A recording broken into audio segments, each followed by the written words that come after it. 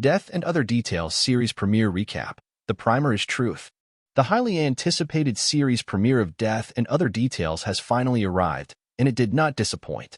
The first episode, titled The Primer is Truth, set the stage for what promises to be a gripping and thought-provoking exploration of death and its impact on those left behind. The episode opens with a shocking and tragic event, the sudden death of a young woman named Sarah. As her family and friends struggle to come to terms with her passing, the show delves into the complex emotions and difficult decisions that arise in the aftermath of a loved one's death. One of the most striking aspects of The Primer is Truth is its unflinching portrayal of the raw and often messy reality of grief. The characters are not neatly packaged into stages of mourning, but instead grapple with a range of conflicting emotions, from anger and guilt to profound sadness and even moments of dark humor. The show's willingness to confront the messy, uncomfortable aspects of grief sets it apart from other portrayals of death in popular media. In addition to its emotional depth, the series premiere also raises thought-provoking questions about the nature of truth and memory. As Sarah's loved ones struggle to piece together the events leading up to her death, they are forced to confront the ways in which their own perceptions and memories may be flawed or incomplete. This exploration of the fallibility of memory adds an intriguing layer of complexity to the show's narrative, inviting viewers to consider the ways in which our own memories and perceptions shape our understanding of the world around us.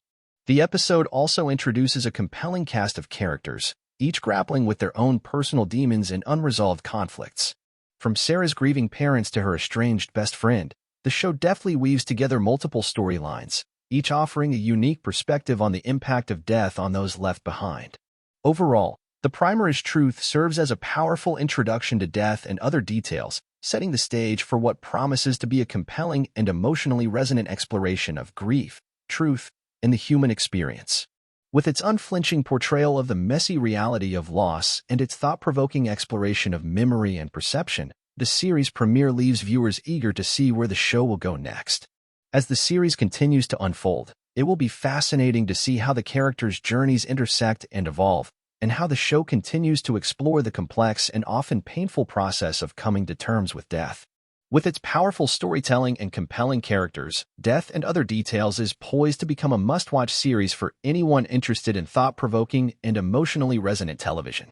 Here's what we know about what happened to Imogene, her mother, and Rufus 18 years before the Varuna set sail. The day her mother died, Imogene remembers, it was raining, clad in the scarf her mother gave her.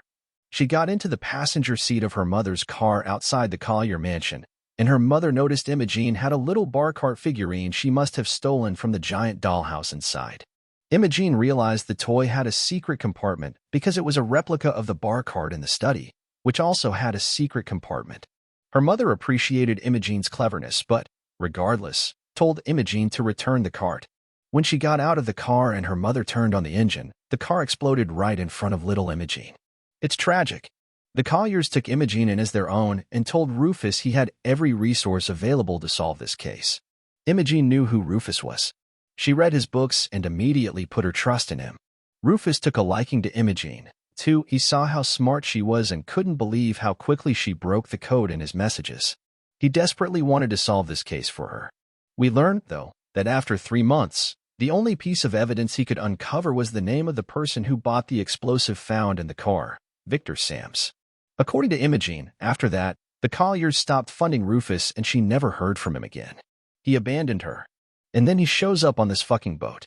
When Imogene overhears Rufus regaling people with stories of his great detective days, she can hardly stand it. And when he acts as if he doesn't have any recollection of who she is, well, she throws a very expensive glass at his head. But as much as Imogene says she hates him and wants nothing to do with him, we all spy that dog-eared copy of Rufus's book she keeps in her cabin, wrapped up in her mother's scarf. This is not the only time Imogene lashes out in anger. The glass-to-the-head incident happens the first night of the cruise at the big welcome party, in which Lawrence does not announce Anna as the CEO, much to her dismay.